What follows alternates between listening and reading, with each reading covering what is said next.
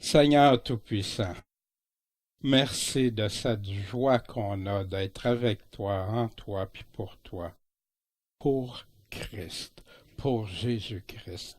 C'est ce qu'on désire du plus profond de notre cœur, Seigneur.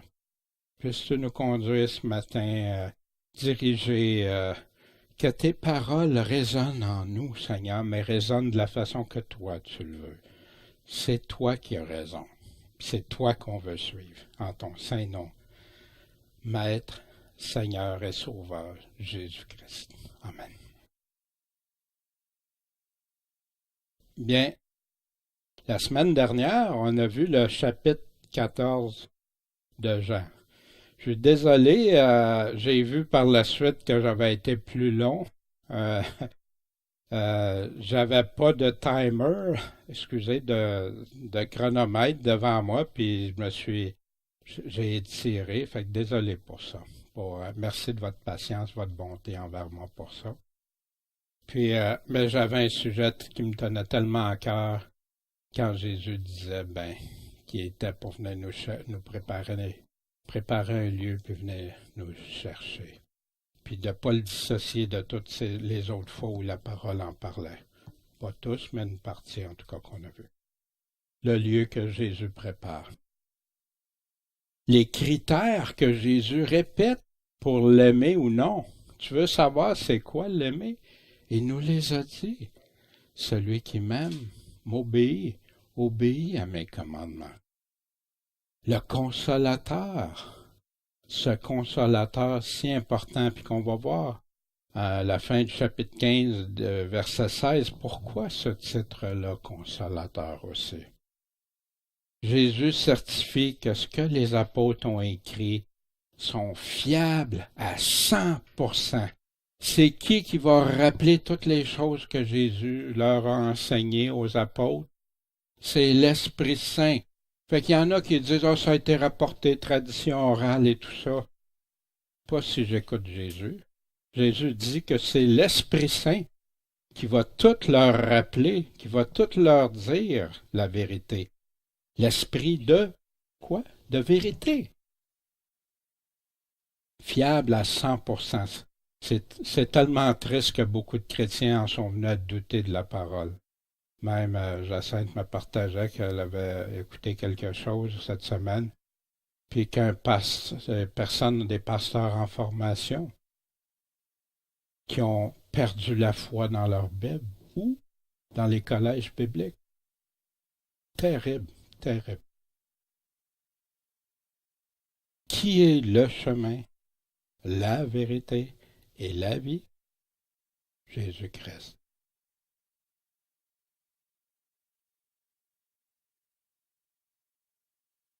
La paix selon Dieu avec Dieu, qui va produire une joie, une réjouissance malgré tout ce qui va leur arriver, tout ce qui va nous arriver.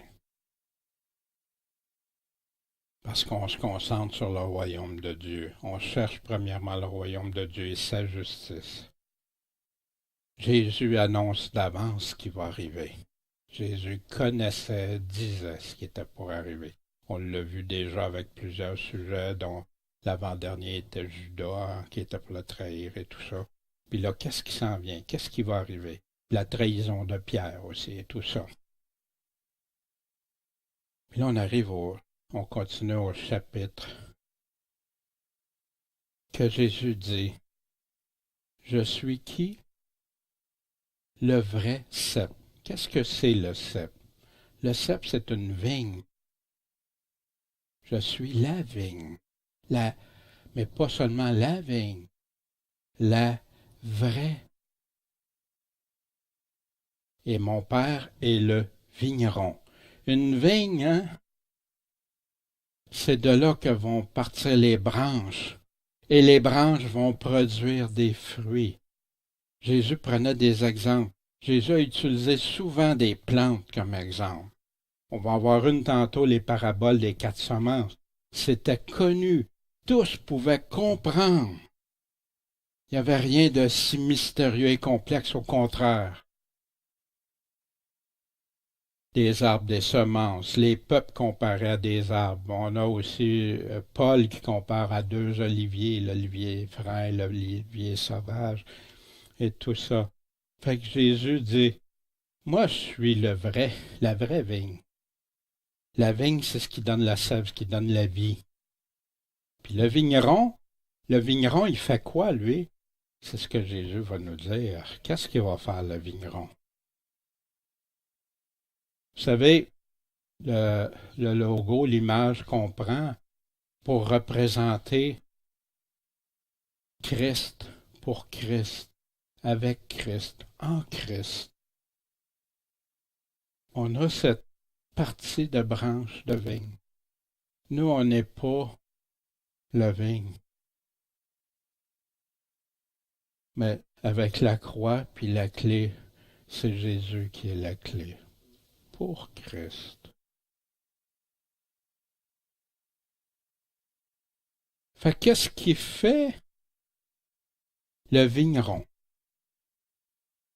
Ben, il retranche tout le sarment qui ne porte pas de fruits en moi. Très important, en Jésus. Puis, une chose qui est claire, je peux-tu retrancher quelque chose d'après quelque chose s'il n'est pas déjà après? Si le sarment, la branche n'est pas après la vigne, ne peut pas être retranché. C'est intéressant de regarder vraiment les paroles. Qu'est-ce que Christ dit lui-même? Et ceux qui ne portent pas de fruits, qu'est-ce qu'il fait? Il les enlève, il les coupe. Il va nous dire qu'est-ce qu'il va faire avec après. Mais il émonde tout celui qui porte du fruit. Lui, par exemple, il les arrache pas, il les coupe pas, il les détruit pas.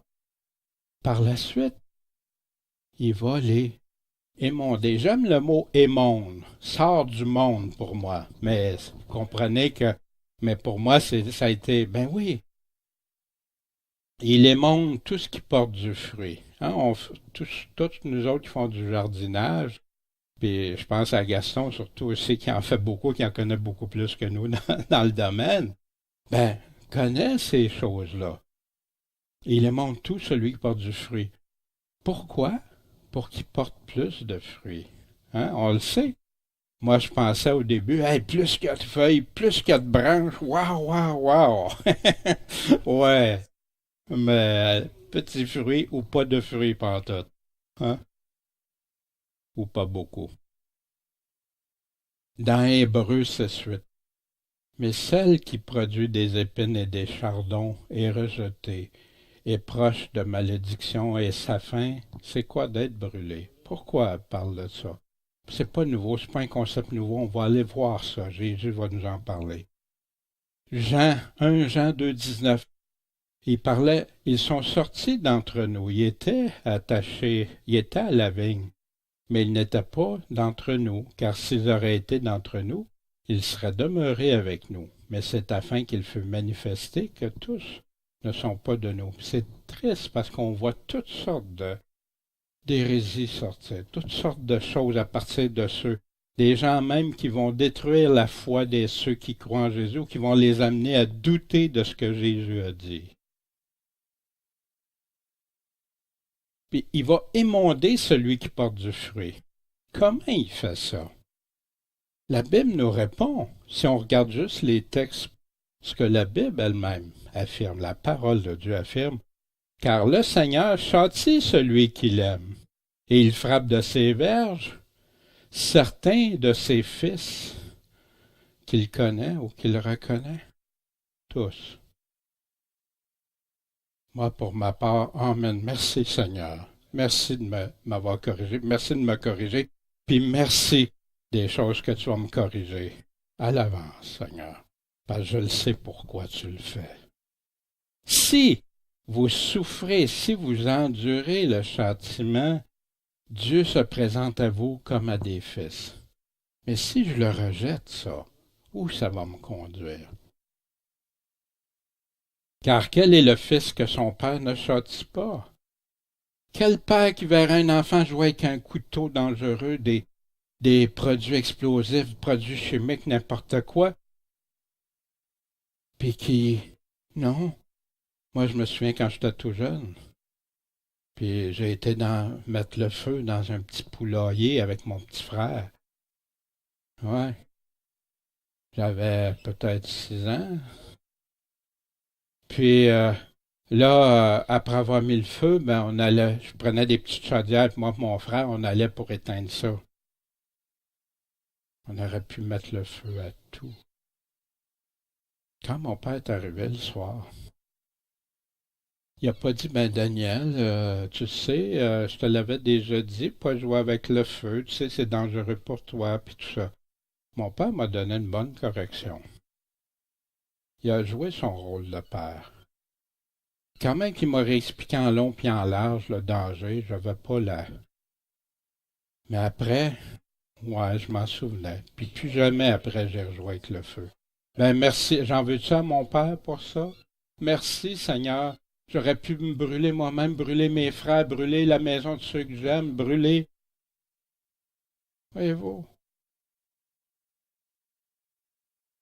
Car nos pères nous châtiaient pour peu de jours, comme ils le trouvaient bon. Mais Dieu, lui, nous châtie pourquoi? Pour notre avantage, afin que nous participions à sa sainteté, parce que Dieu veut que pendant qu'on marche ici, on devienne conforme à lui, à l'image de Christ, puis qu'on rejette tout ce qui n'est pas de Dieu. Dieu veut qu'on ait cette délivrance, cette liberté, puis qu'on n'arrive pas devant Dieu avec la honte. Puis il continue. Ah, tout châtiment ne semble pas alors être un sujet de joie, hein, c'est sûr.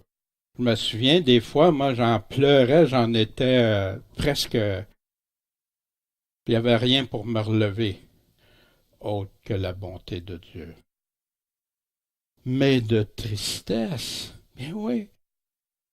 On ne peut pas dire, non, non, moi Dieu me corrige, puis je suis...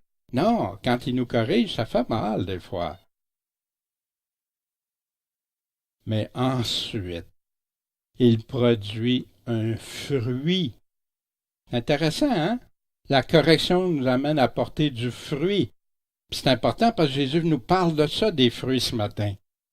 Un fruit paisible, mais un fruit de quoi? De justice. Marcher dans la droiture, la justice. À ceux qui sont exercés par ce moyen. Fait que quand Dieu nous corrige, il nous exerce. Tous les hommes, les femmes de Dieu dans la Bible ont été testés, leur foi a été éprouvée, épurée.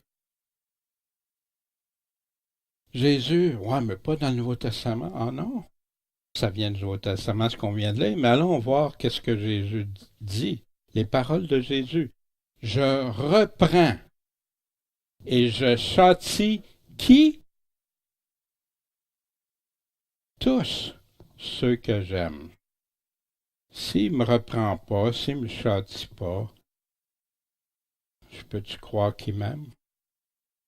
Pas selon les paroles de Jésus. Donc, aie du zèle. Hein, il faut pas... Non, non, aie du zèle. Puis repens-toi. Puis ça, il disait ça en église tiède. On va y revenir. Est-ce que c'est important de comprendre qu'est-ce que Jésus veut dire par fruit? Parce qu'il vient de dire que ceux qui portent du fruit, ils les aiment, mais que ceux qui portent pas de fruit, il va les retrancher. C'est important de savoir c'est quoi le fruit. On va regarder ça. Un des premiers fruits, mais juste avec la parole de Dieu. Pas d'idées préconçues, pas rien. Laissons parler la parole. Le fruit de repentance. Faites donc des fruits convenables à la repentance. Tu agis mal, tu agissais mal, délaisse ça, détourne-toi, va dans le droit chemin, va sur le chemin étroit. Difficile et étroit, garde celui-là que Jésus nous dit, parce qu'il dit le chemin est large pour la perdition. Or, la cognée est déjà mise à la racine. Vous vous souvenez qu'il disait ça? Jean-Baptiste, mais il a pris ça dans la parole. C'est pourquoi tout arbre qui ne fait pas de bons fruits, qu'est-ce qui va arriver? Va être coupé et jeté au feu. Mais c'est quoi les bons fruits? Des fruits convenables à quoi? À la repentance. Lâche les mauvaises choses. Lâche les chemins tortueux. Marche sur le chemin de Dieu. Pour moi, je vous baptise d'eau en signe de repentance. Mais celui qui vient après moi est plus puissant que moi, et je ne suis pas digne de porter ses souliers. Celui-là vous baptisera du Saint-Esprit et de feu. Un fruit, la repentance? La repentance va nous faire porter des fruits. Le fruit de sanctification.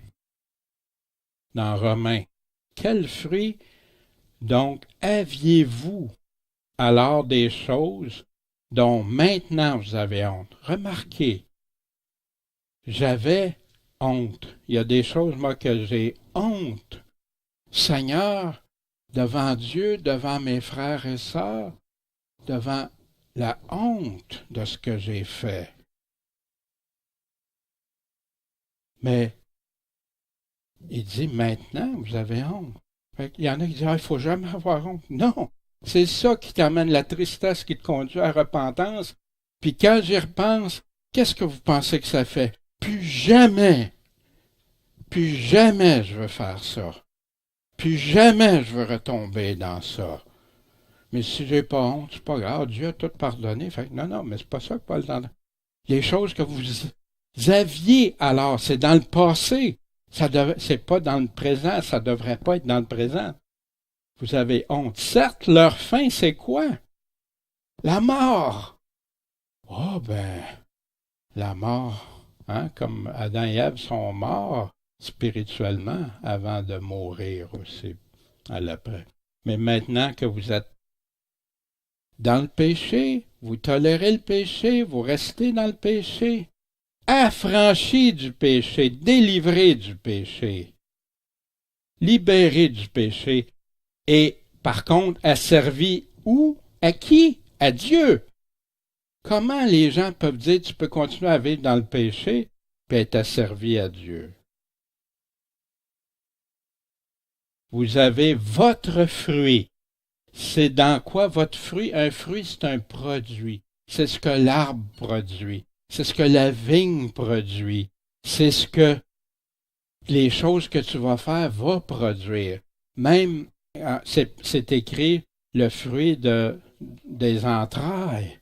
C'est ce que tu as produit, c'est ce que Dieu a permis que tu produises. Vous avez votre fruit où? Dans la sanctification. Et pour fin, la vie éternelle. Colossiens dit, afin que vous vous conduisiez dignement, comme il est séant selon le Seigneur, pour lui plaire à tout égard, fructifiant en toute bonne œuvre. C'est quoi le fruit ici? Porter du fruit dans les bonnes œuvres, les œuvres que Dieu a préparées d'avance. Il y en a qui méprisent les œuvres au nom de la foi, mais les œuvres vont avec la foi. Abraham, tous ont cru en Dieu, ont suivi Dieu, ont obéi à Dieu. Fructifiant.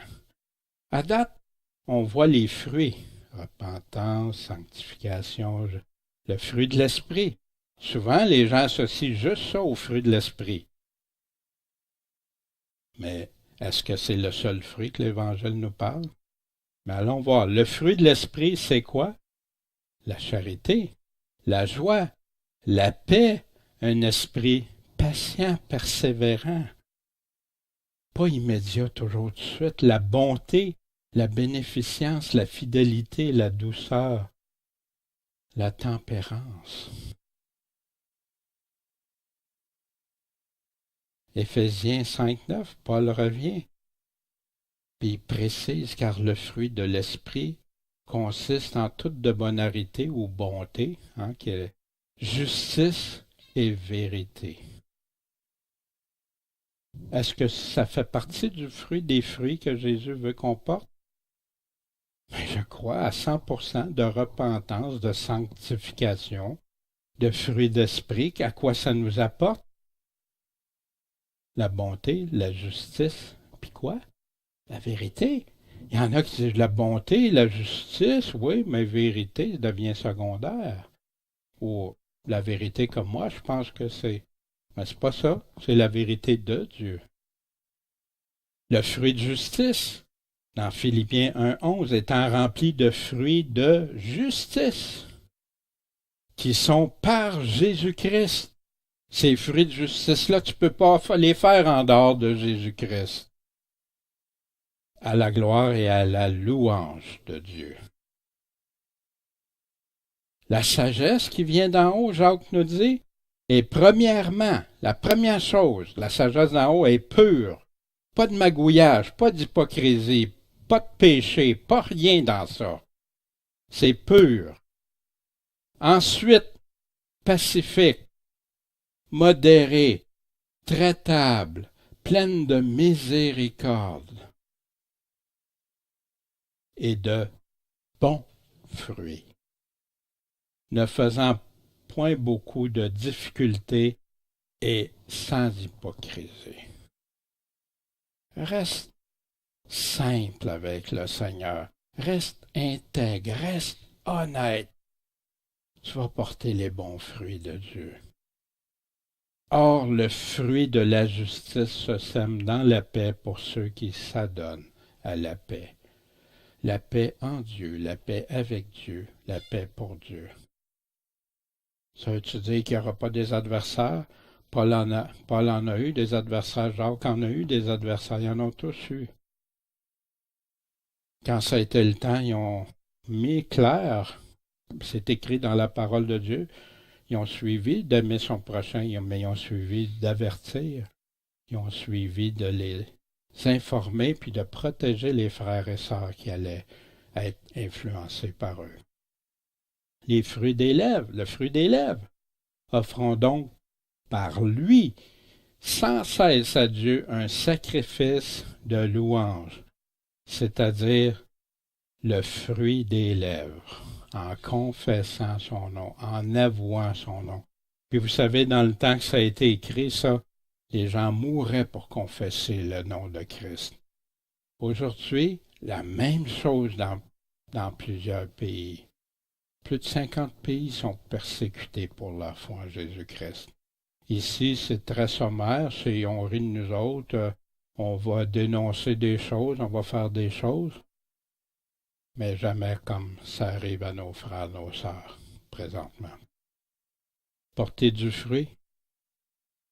Jésus en avait déjà parlé. N'oubliez pas, Jésus est à la fin de sa vie, là, il est dans les derniers jours avant sa mort. Ici, mais ça, il avait dit ça avant. Voici donc ce que signifie cette parabole. Première parabole. La semence, c'est la parole de Dieu. Vous vous souvenez les 4 semences, hein?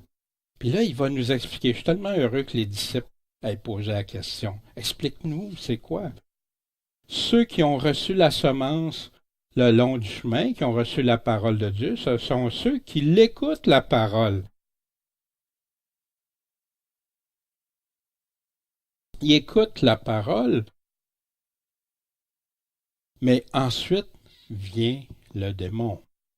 Ensuite, après qu'il l'ait écouté. Fait qu'il y en a qui disent, c'est pour tout le monde qui ont pas. Non, non, ils l'ont entendu.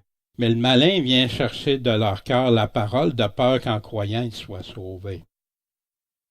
Et ceux qui ont reçu la semence dans un lieu pierreux, ce sont ceux qui, ayant entendu la parole, la reçoivent, ils l'acceptent avec joie. Mais ils n'ont pas de racines. Ils croient pour un temps, mais quand vient l'épreuve, la tentation, qu'est-ce qu'ils font? Ils abandonnent, ils se retirent. Jésus parle de branches sans fruits. Qu'est-ce que c'est des branches sans fruits? Puis qu'est-ce qu'il va faire avec? Porter du fruit?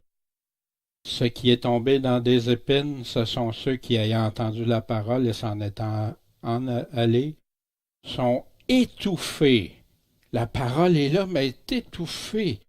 Par quoi? Les soucis, mes inquiétudes, les tracas, les richesses. Je veux des biens. Oui, Dieu dit ça, mais moi, il faut que j'aille ça. Les voluptés de cette vie-ci est plus importante que ta vie éternelle. Et il ne rapporte pas de fruits à maturité. Il rapporte-tu des fruits? Il n'en rapporte pas à maturité. Qu'est-ce qu'on peut faire avec des fruits immatures? Vous en mangeriez des raisins?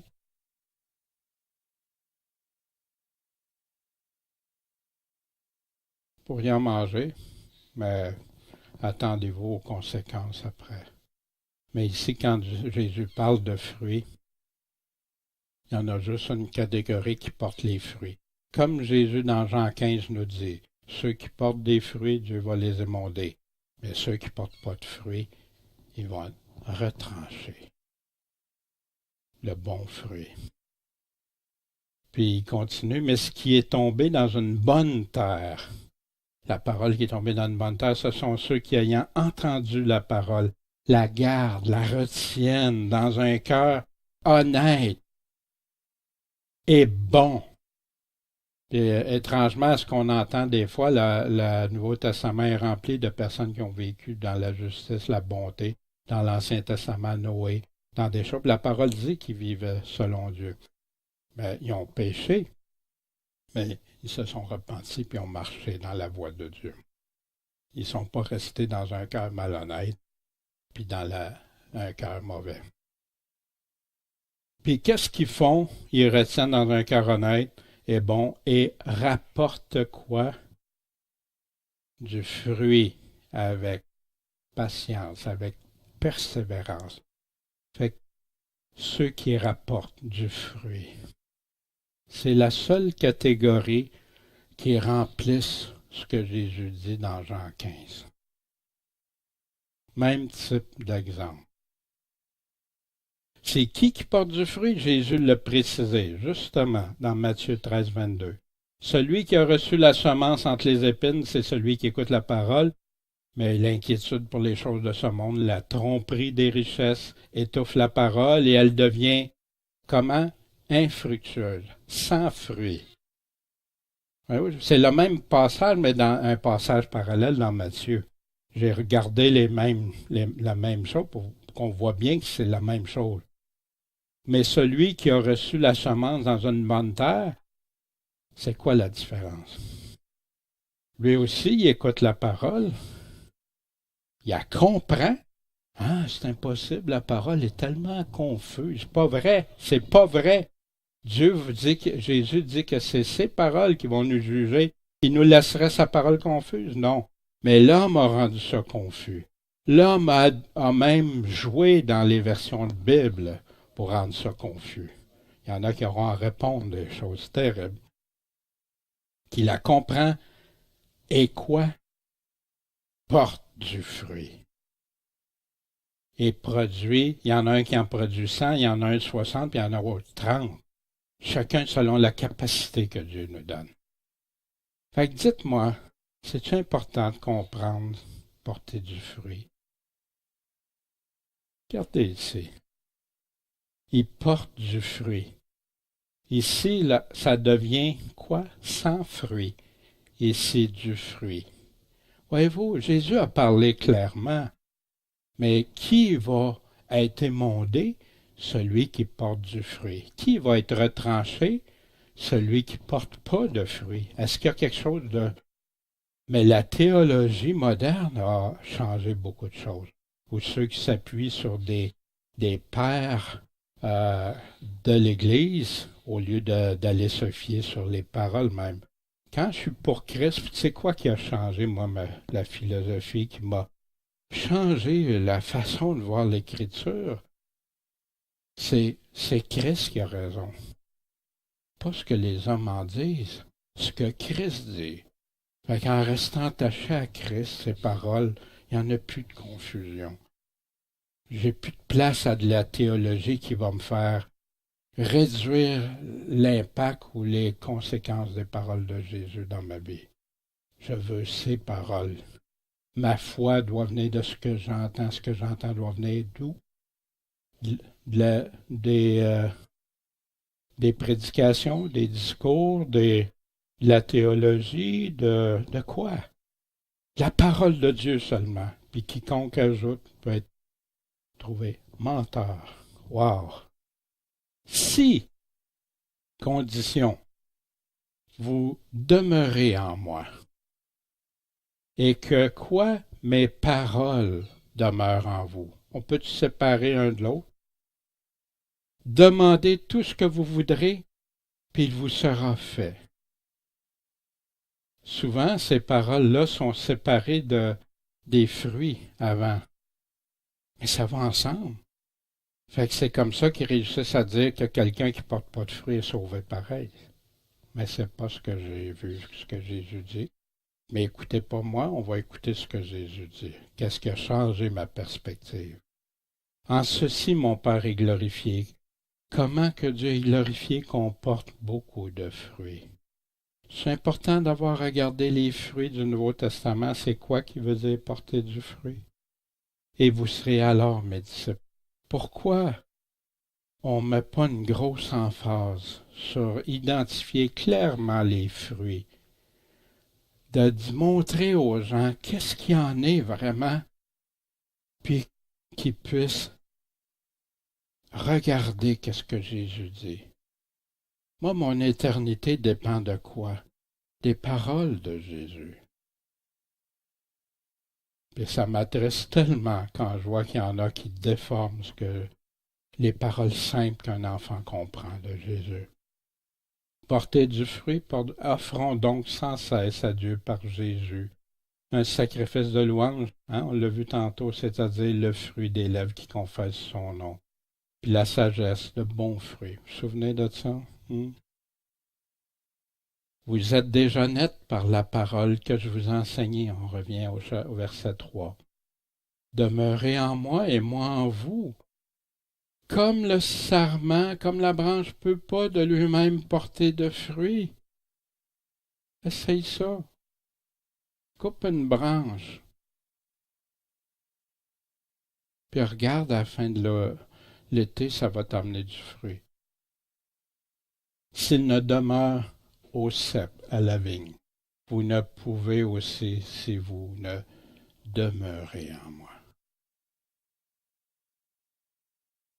Tu veux porter du fruit? C'est essentiel selon Jésus.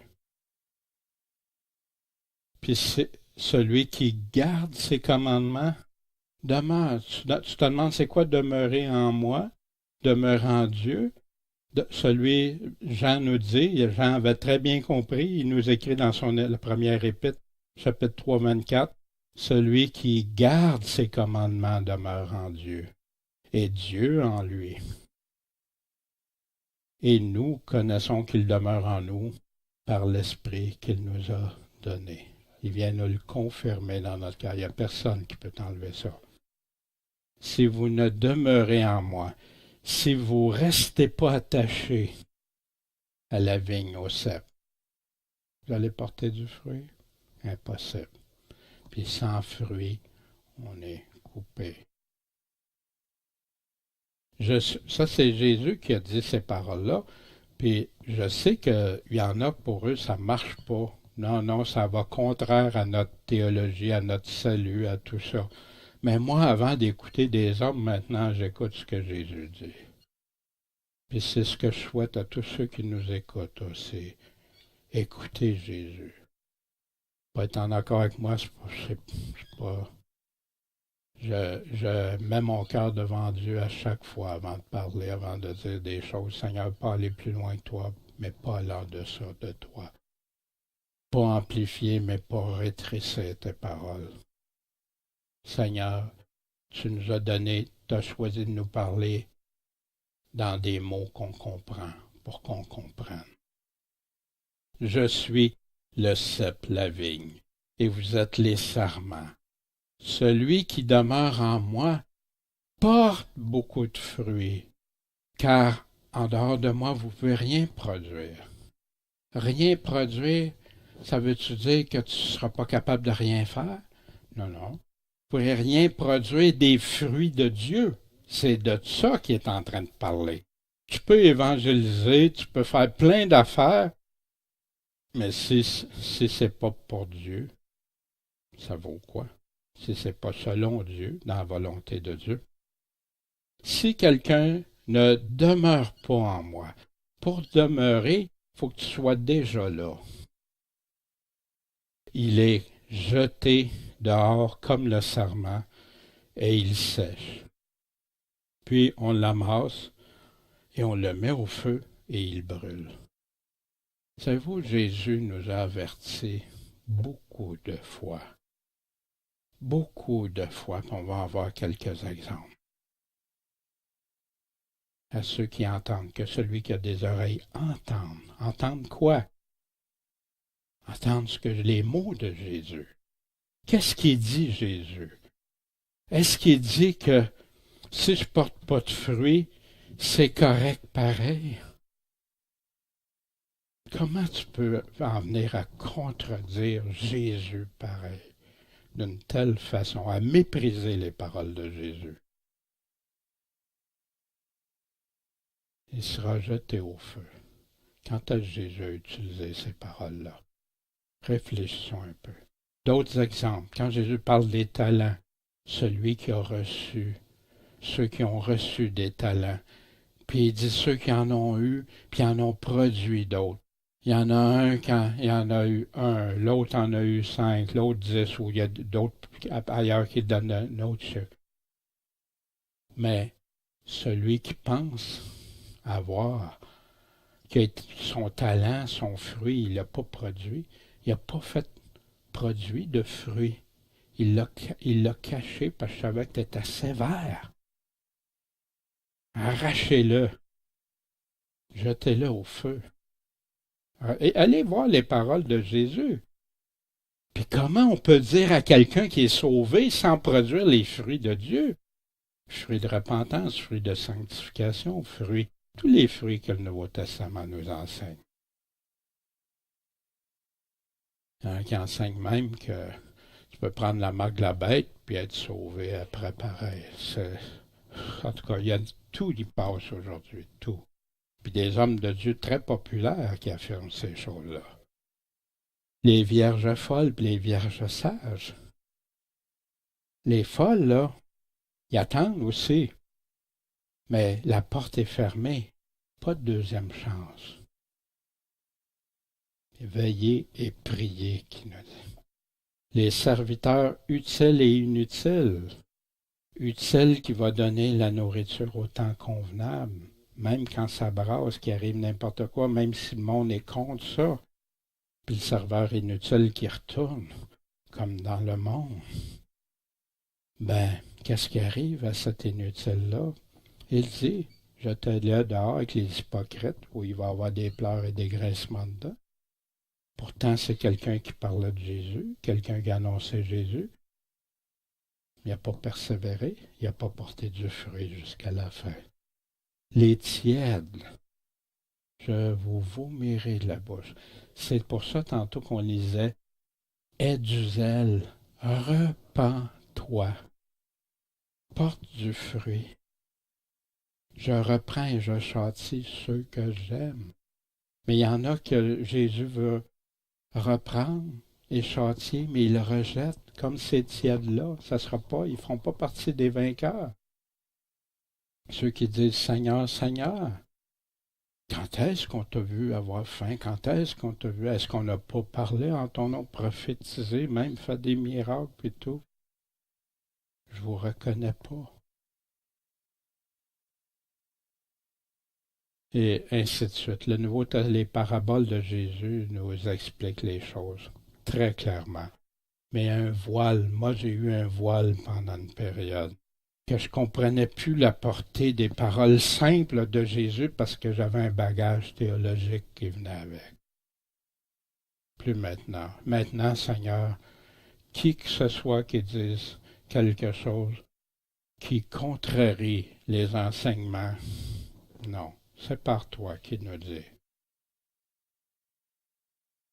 Autant il nous parle d'unité, on avait vu ça, autant il nous dit les fois quand se séparer.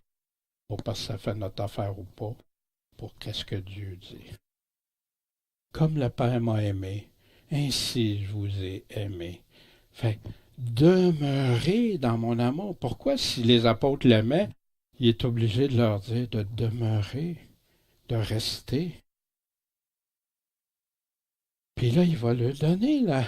Tu veux rester dans mon amour? Si tu gardes mes commandements, tu demeures dans mon amour. C'est simple. Qu'est-ce qu'il y a de compliqué? Dis ça à un enfant. Comme j'ai gardé les commandements de mon Père, et je demeure dans son amour. Puis Jésus prend même l'exemple. Si vous m'aimez, vous gardez mes commandements. Comme moi j'ai fait. J'ai gardé les commandements de mon Père. Je les ai suivis jusqu'au bout, jusqu'à la mort. Le mot commandement, dans le dictionnaire grec, antolei, commandement, ça c'est tous les mots. Fait que ça, des fois, dans l'inversion de Bible, tu vois différent.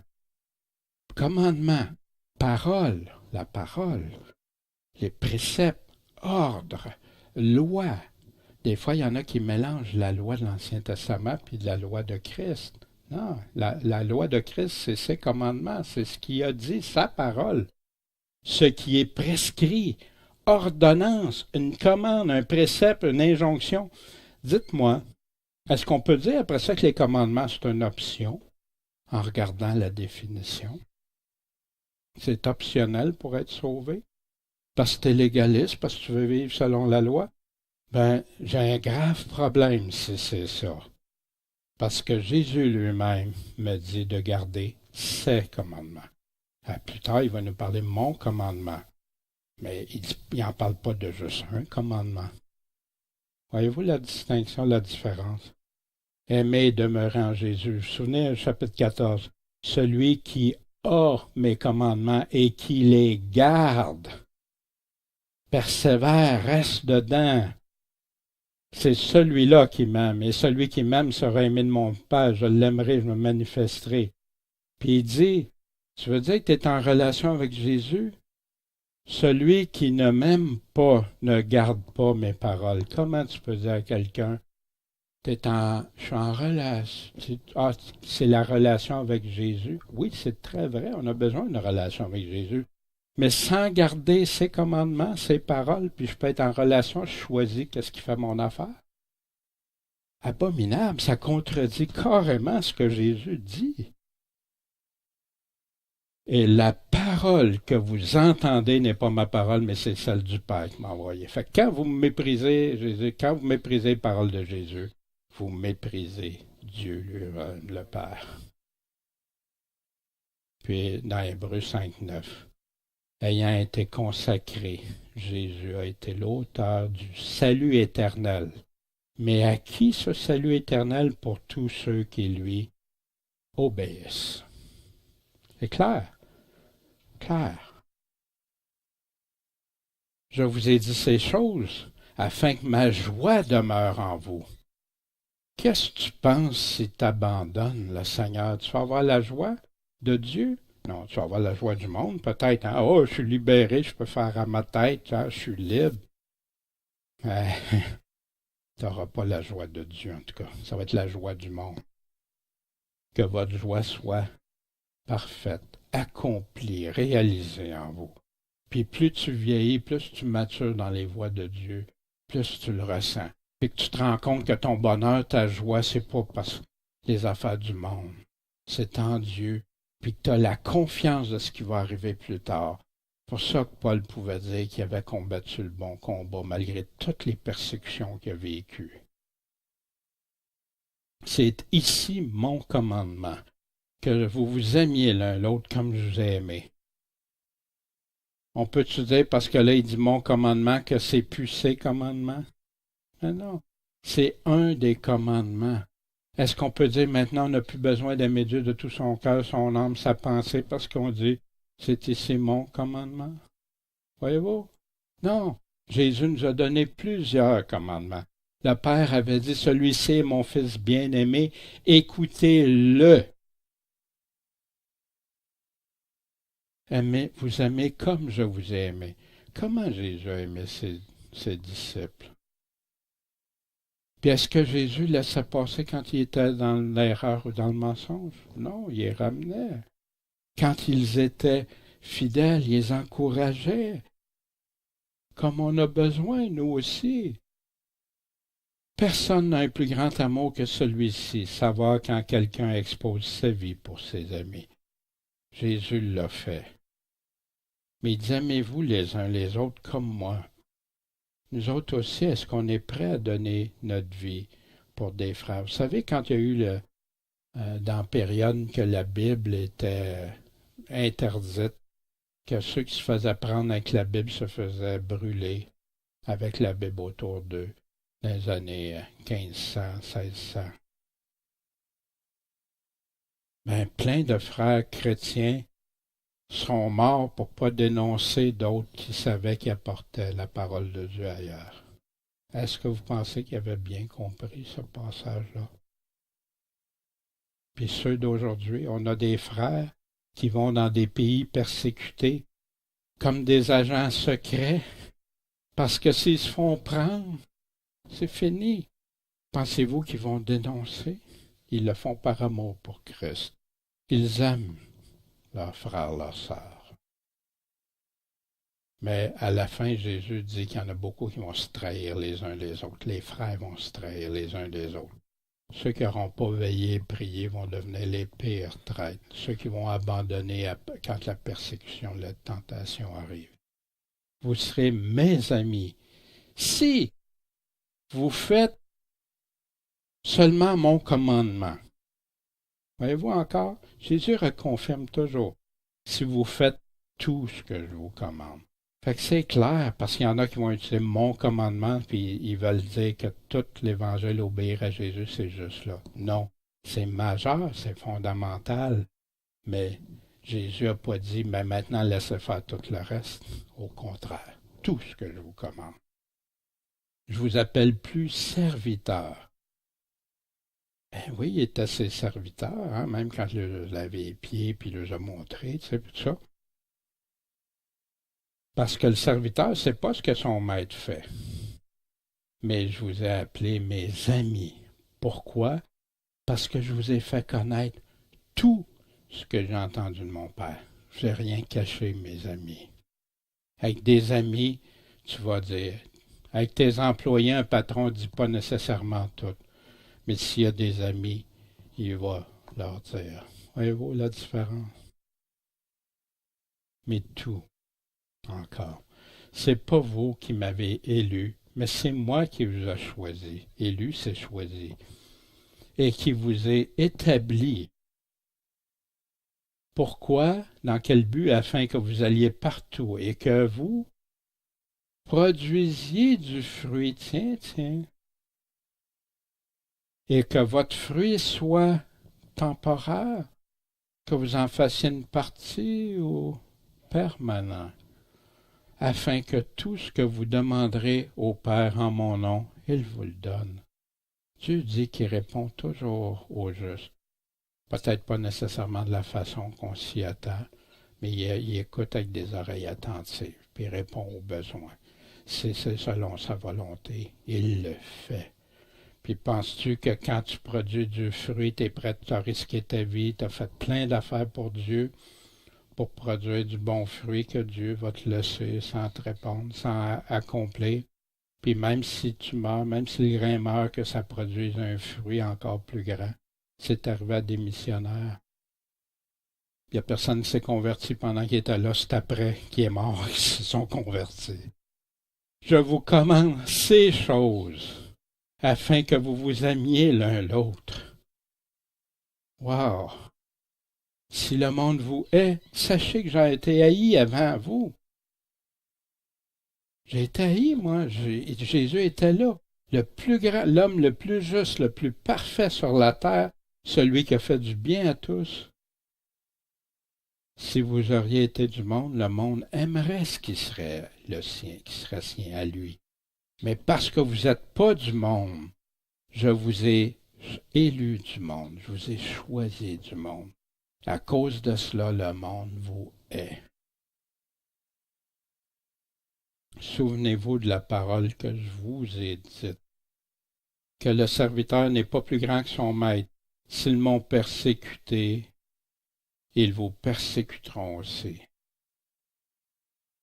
Quand tu haïs Jésus, tu haïs ceux qu'il représente. Quand tu persécutes Jésus, tu vas persécuter. S'ils ont gardé ma parole, ils vont aussi garder la vôtre. Pourquoi qu'ils vont garder? Il se permet de leur dire, ils vont garder aussi votre parole. Parce qu'ils disent exactement la parole du Seigneur. Ils vont pas plus loin, puis ils n'en enlèvent pas, puis ils n'en rajoutent pas. Puis ça, Jésus en avait parlé, hein, leur avait dit que vous n'êtes pas plus grand que le Maître.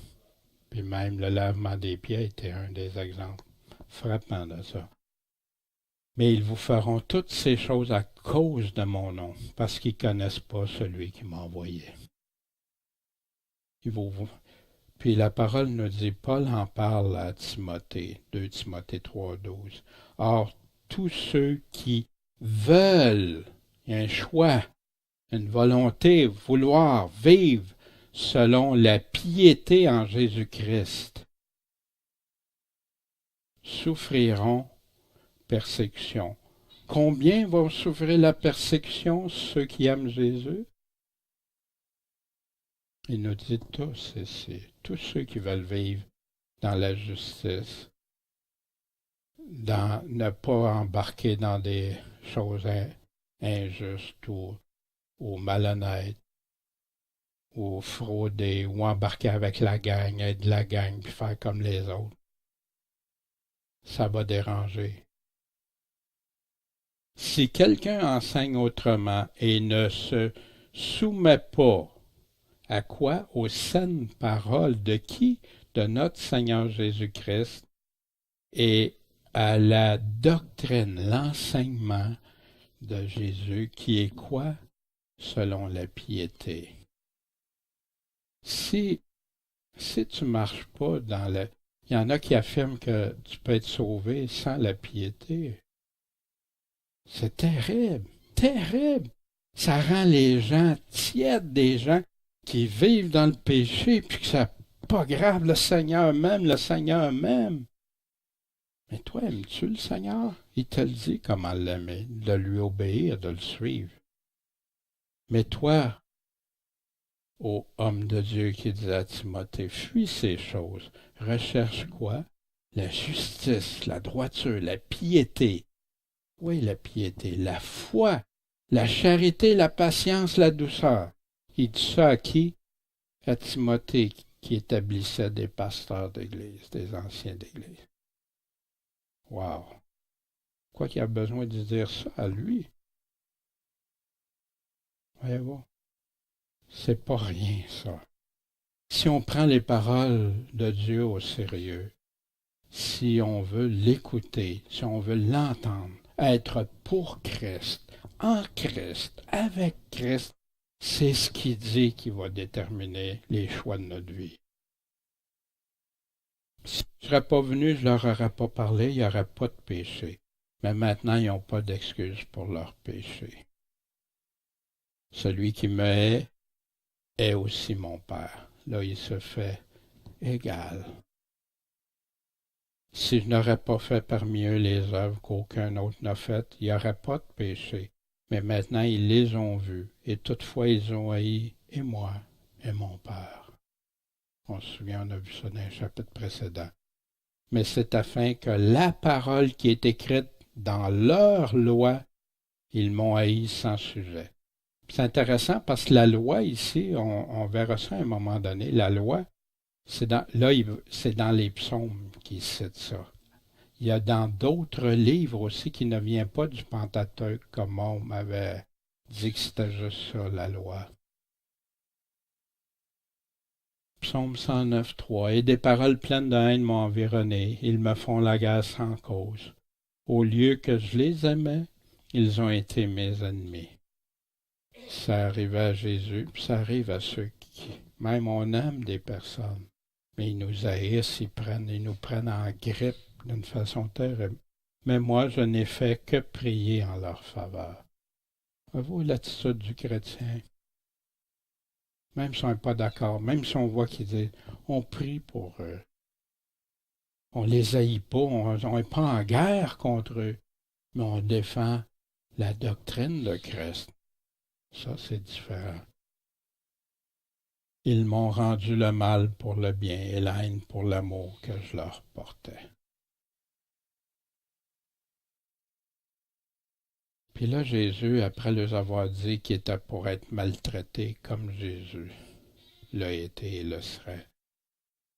Mais quand le consolateur, voyez-vous l'importance du choix de ce mot-là, quand le consolateur sera venu, lequel je vous enverrai de la part de mon Père, savoir l'esprit d'incertitude, l'esprit de confusion, l'esprit de vérité qui procède de mon Père. Celui-là rendra témoignage de moi. Puis c'est intéressant parce qu'il y en a qui inversent les choses, qui se servent de Jésus pour rendre témoignage à l'Esprit Saint. Ils inversent les choses. On ne veut pas aller trop loin dans ça, mais la parole est celui-là rendra témoignage de moi. Puis il dit, pas juste l'Esprit Saint. Vous aussi vous en rendrez témoignage, parce que vous êtes dès le commencement avec moi. C'est les apôtres qui ont rendu ce témoignage-là. C'est les apôtres qui nous ont écrit, qu'on l'ait encore aujourd'hui.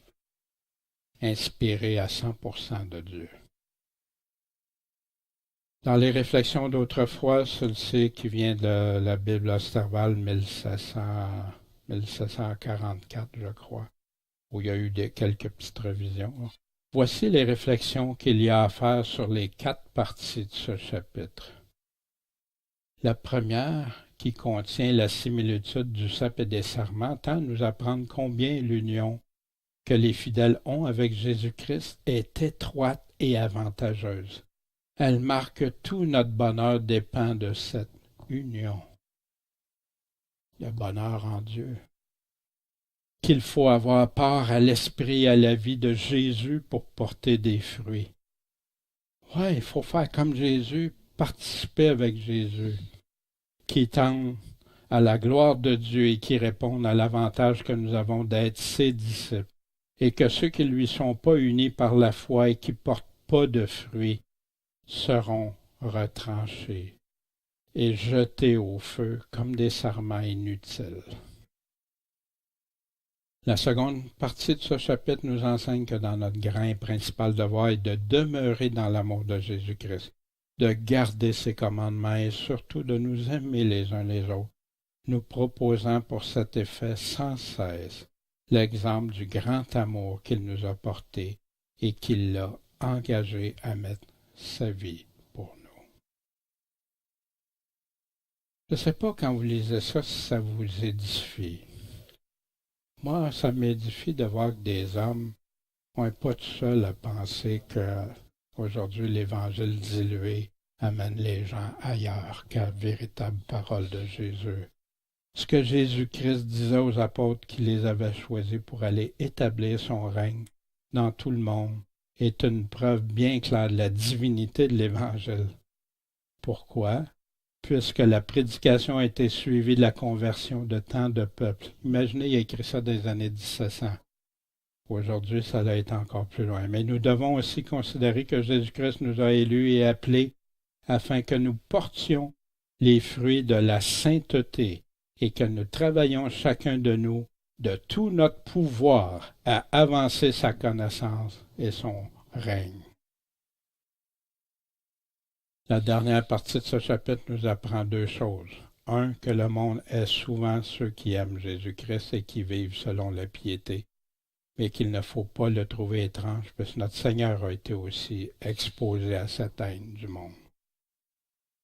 L'autre, qu'après que Jésus-Christ a parlé, que l'Évangile a été annoncé aux hommes, Ceux qui demeurent dans l'incrédulité et dans la corruption n'ont aucune excuse, puisqu'ils rejettent le témoignage du Fils de Dieu, celui du Saint-Esprit et celui des apôtres, qu'ils ferment volontairement les yeux à la vérité.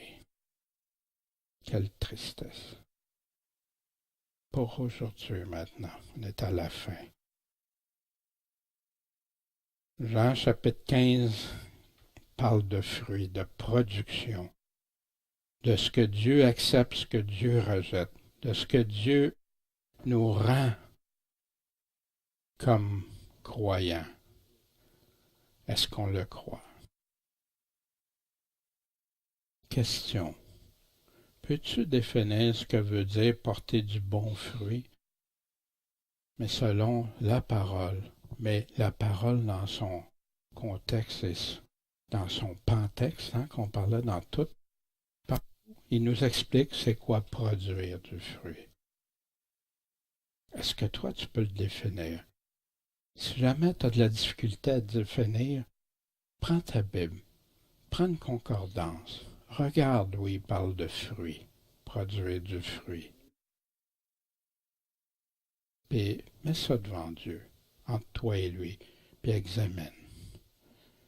Crois lui avant tout. Porter, est-ce que je porte du bon fruit? En portes-tu?